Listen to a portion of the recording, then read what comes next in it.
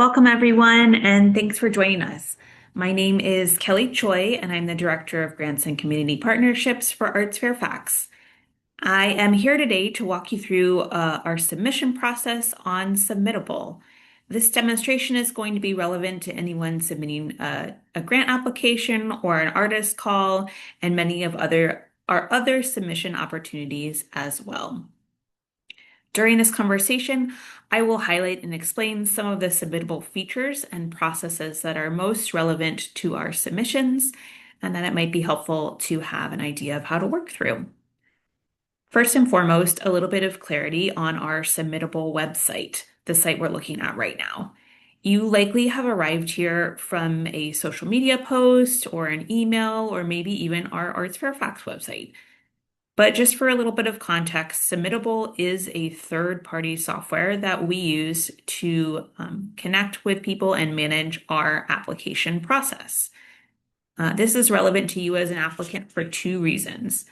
First, if you need technical assistance, something like you're logging into an account or having trouble updating your login information, it's managed by Submittable, and you will need to contact them for assistance.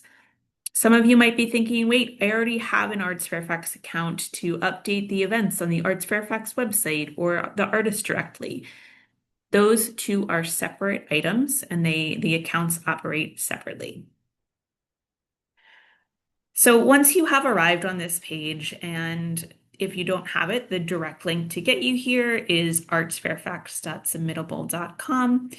You'll be able to see some general information about ArtsFairfax as well as the available submission opportunities that are here. A few highlights. If you're logged in, you might see your name at the top of this page, like I have Grants ArtsFairfax here. That's just the name that we've associated with this count. If you're not logged in, you might see something that says View My Submissions at the top of this page. When you click there, it will prompt you to log into your account. Because we are working through a variety of programs and talking about different opportunities today, I do want to highlight that the end of this description about ArtsFairfax includes several different points of contact for different opportunities that you might use to submit on this page. After this overview, you'll find a list of our open applications. So you see the applications that are open as of this moment.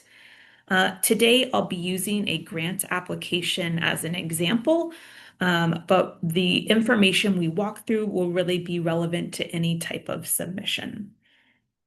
Before even starting the application process, please note two details within each listing.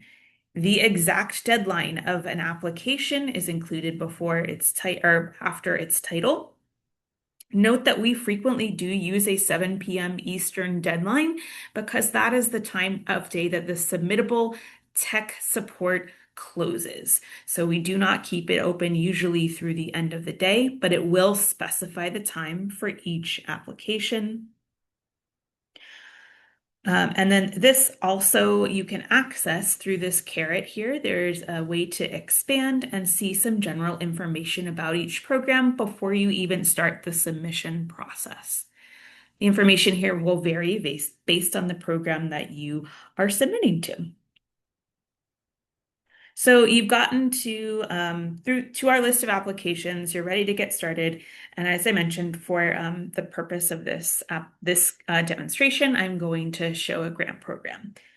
I'm also going to assume that you are coming here for the very first time and you're starting a new application. Please note, if you are trying to return to an existing draft of something you already started, I'm going to recommend you get there a different way in a moment. But for the minute, we'll start here in Submit.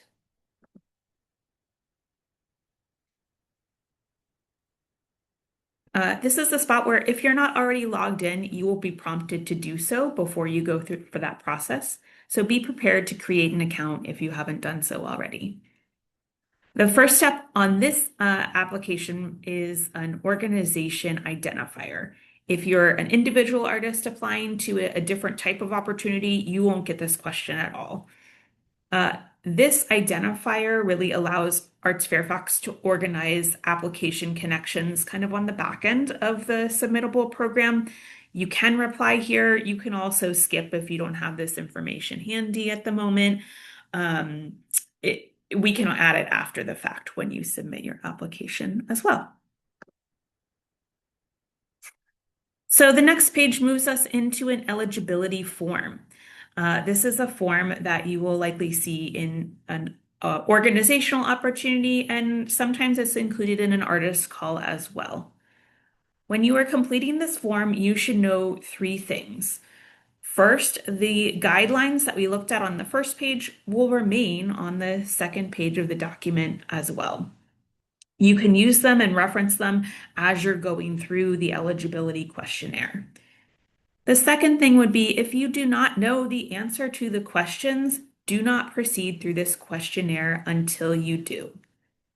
If you're thinking that you want to be able to get to the application and to see those questions as soon as you can, please know that there usually is a Word copy of a grants application available on our website so that you can look at that before going through this questionnaire if needed.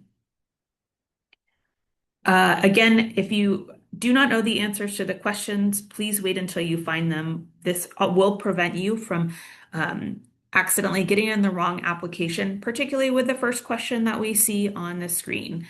If you're sitting on the edge of a different budget category, that may mean that you should be in a different application.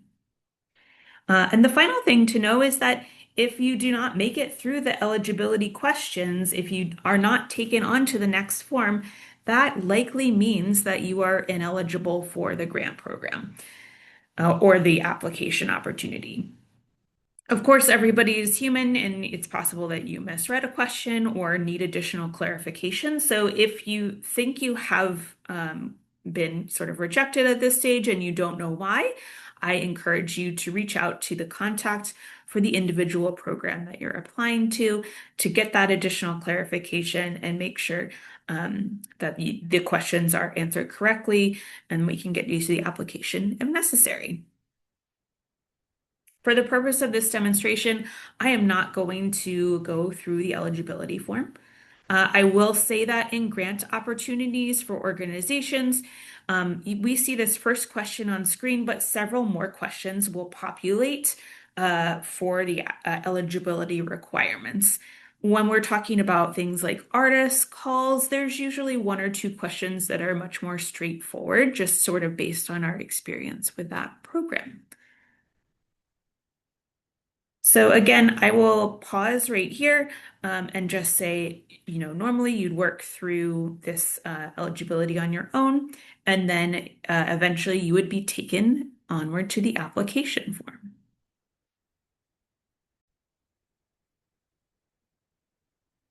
All right, so I've jumped ahead to the next step. So we've gone through the eligibility form, if there is one, and now we've gotten to the application itself. Sometimes submittable refers to this as the initial form, even though we kind of had one ahead of it. Each application will look a little bit different, but I want to highlight the features that exist throughout almost all of our submissions.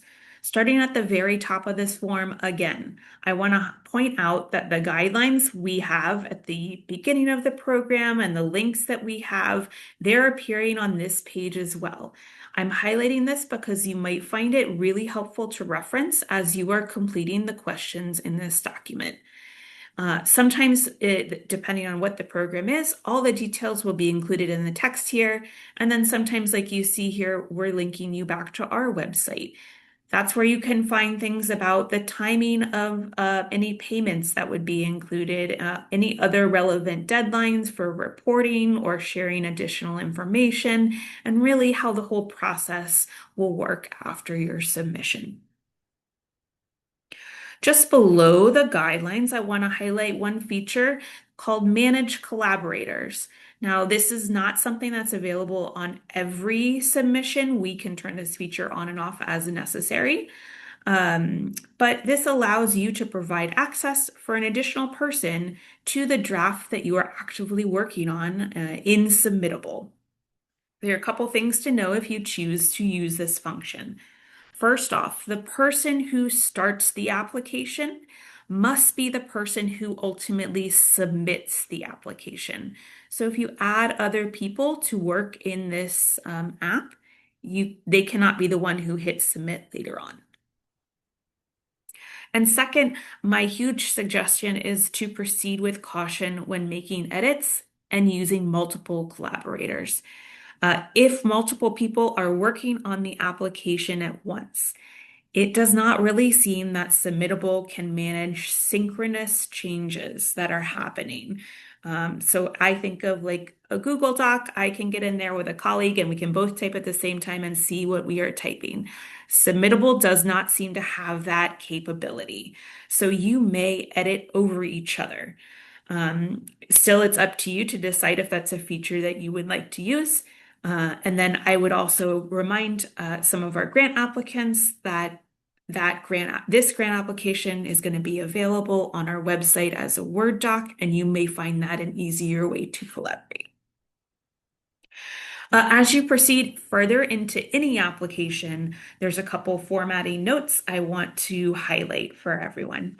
As you come to a narrative question in the application, so I'm just going to scroll down here and take a look at 2A. You'll see first the primary question is kind of in bold, and then the answer text box exists right below it. In many cases, you'll notice we've highlighted a couple extra points below the text box that are relevant to this question. I strongly suggest that you review those points and address those in the answers to your questions as well. Another frequently used type of question we have is an upload, and that looks like this. On each upload section in Submittable, you'll be able to see the types of files that we can accept for that question. It will vary by question and based upon what we're asking for. My only note here is that if you have to upload a video, those frequently take a long time to upload that type of file into Submittable. Another alternative to consider would be to create a document that links to the video hosted on another site, such as YouTube or other video sharing service. That could be a lot faster and save you time, particularly if you're up against a deadline for submission. My last and final note is about a table format question, which we're going to scroll a little bit further down in this particular example to see. I'm actually going to do this so we can see the table. There we go. We do not usually use tables that are built into Submittable. You'll most frequently see an Excel upload instead of what we're looking at right now. The reason is because it is quite difficult. You're not really able to copy and paste a large amount of cells currently into a submittable table. It's very manual in its entry. And of course, in this case, we're asking, for one cell to be completed here. So we have a table. But if you were to come across a larger table, please be aware that you really can't copy in from Excel. You'll have to manually put in the answers there. Right. So as you make it down to the end of your submission, you've answered all the questions, you provided all the information, a couple of notes for your final submission. When you agree to the terms of use, these are the terms of use for the grant program or artist call or submission that you are applying to. So please know that it's not a submittable terms of use that you're agreeing to. It is about the funds that you are requesting. When you can view them here in the application, but those are usually included in the guidelines as well. And there's usually a standing document on our website that walks through that too. You also have the ability to save draft within Submittable. I strongly recommend that you do this frequently. Anytime you might be walking away from your device and you think your computer might go to sleep, If you navigate to another tab in your browser, sometimes Submittable just is not as frequently auto-saving as we would like. So please do it manually when you're working within this platform. And then, of course, the final button here is to submit. So I will talk in a minute about what you can do after you've submitted your application.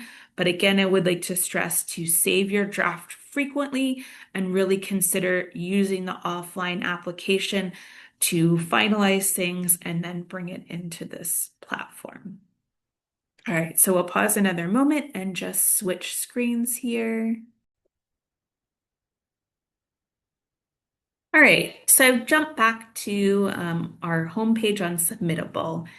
Once you hit that submit button, when you've got your application all finished, all the questions are answered, you've hit submit, you will probably either be redirected here or redirected back to our website. Where we redirect you does depend sort of on the opportunity that we're offering. You should also receive some kind of email acknowledgement that says your application was submitted. Sometimes it's just a very generic email that says that, and sometimes it provides more details about the upcoming process. That email will get sent to the email address that you use to log in to submit this application. In many applications, we do ask for another contact email that we email directly, but because that's an automated process within Submittable, it goes where the login was established. So after you've submitted, you may come to a point where you need to get back into your submission for lots of different reasons. So in order to do that, you can start by coming here, artsfairfax.submittable.com. If you're logged in, like I said, you might see your name up here in the top right. And if not, it'll say view my submissions. You would click there and then it would prompt you to log in. So I will click this right now and view my submissions. When I do that, I get a long page of anything I've ever submitted through Submittable. So if you've used Submittable for a different application that wasn't ArtsFairfax, you're probably going to find that lumped into this whole category here as well. So this is a page when we're here, you'll be able to find an additional form if you need to. That's for most of our grant applicants are familiar with that. Sometimes you get asked for an additional form. You'll be able to download a PDF copy of your submission, and you'll be able to transfer ownership for a submission if you have a reason to do that. So on this page, I do want to highlight that there is a difference between a submission and a draft. So I think I mentioned earlier, if you have an existing draft of an application that I wouldn't go through that main page, I would come into my account the same way we just did, finding your submissions, and then I would look at this draft here. It will give you an opportunity to continue or just take a look or even delete. I think I mentioned sometimes it's easy to create multiple drafts, so that might be a reason to delete if you realize you've accidentally created a second draft of something. So drafts can be found here. However, once you've hit submit, it's going to move over to this submission category. The way Submittable organizes it, I think it will usually come up in this submission order here. I have changed my setting to be the most recent date submitted, and I would recommend filtering or ordering that way as well, just because it's a little easier to find things. So in this column here, the submission column, this you might actually just see your organization's name here, because that's how we label our form. So in this particular case, I call this application Kelly's Test Organization. That's why that appears there. In the organization column, you'll see the organization who is running the application that you're submitting to. And then further down the line, you'll see the actual program that you have submitted to. So in order to get back in to really do anything with an application that's been submitted, you need to click on the submission name that you used here. So I'm going to use last year's operating support test application just as our example for today.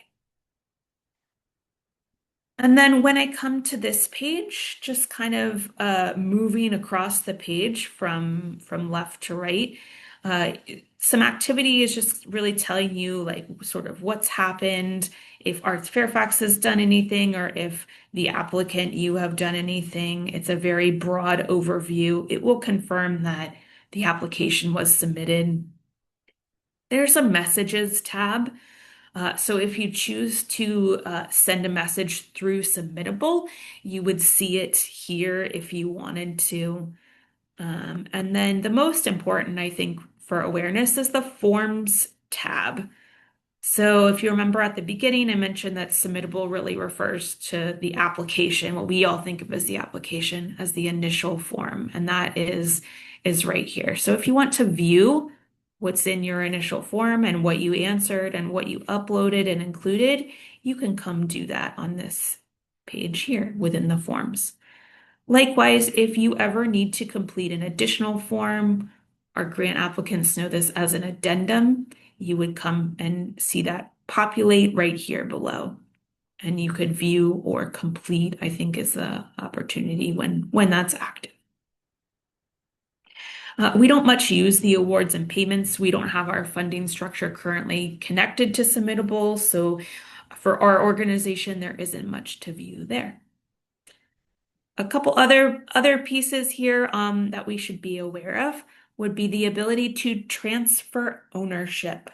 You might want to transfer ownership if you're with an organization and you were the grants manager, but now you have a new staff person or volunteer who's taking over that role. Transferring ownership will allow them to have a historic record of what they've applied to in Submittable. And then it would allow them to sort of reference that, or if you're midway through the process of a grant, it would allow them to come back to it to finish that out.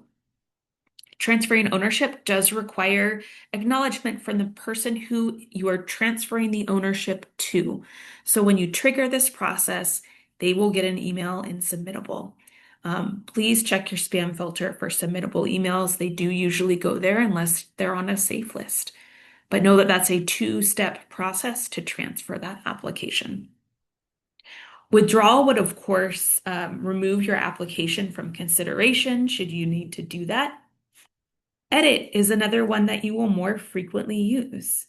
So if you have submitted an application, but there is still about a week or so or a couple days before the deadline and you realize you need to make an update or change while the application submission is still open, you can request to edit the application. Just know that we will get an email alert that shows that you would like to have your application open for editing. It is a manual process for us to open that application.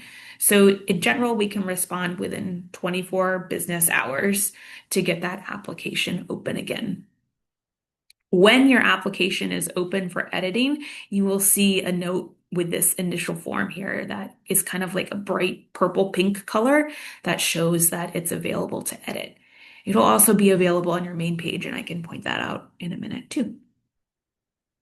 And then lastly, another feature that is really valuable is the ability to download your submission. So particularly if you are working on the organization profile for grant applicants, you need to come here to download as a PDF. And this will give you a PDF version of the text really that was submitted in this initial form. It doesn't include like the file uploads. It just sort of says that a file upload existed there. And it doesn't need to include the file uploads for that case. So download in the PDF. It would go into your download folder. It will also be a way to keep a record of your past application answers as well. All right. And then I'm going to go back really quick to the submissions that So I think I can go right here to submissions. And then highlight really quick when if you do need to open something for editing, if you're coming back to an organization, this is the fastest way to find it.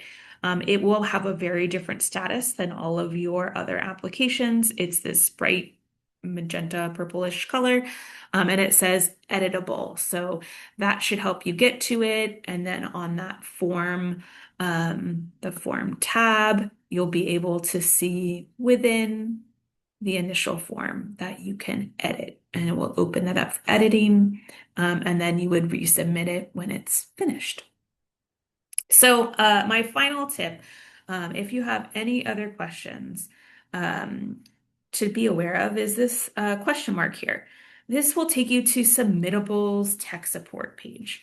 So I think I mentioned at the beginning, but again, if you have trouble accessing an account or resetting a password, if you can't get this form to go through and you don't know why, those are questions that Submittable ultimately may need to answer. So starting at the question mark is a good way to contact them.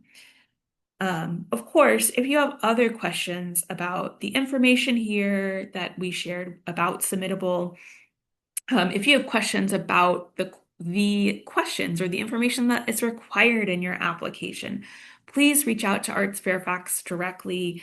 The best person to contact is the person listed with each individual opportunity or the people listed on that main page for Submittable for each program. So we are really happy to answer questions. And we really hope to help you through the submission process. I encourage you to start as early as you can. And we are happy to work with you as you work on your submission. That's all we have time for today. So thanks so much for listening to us.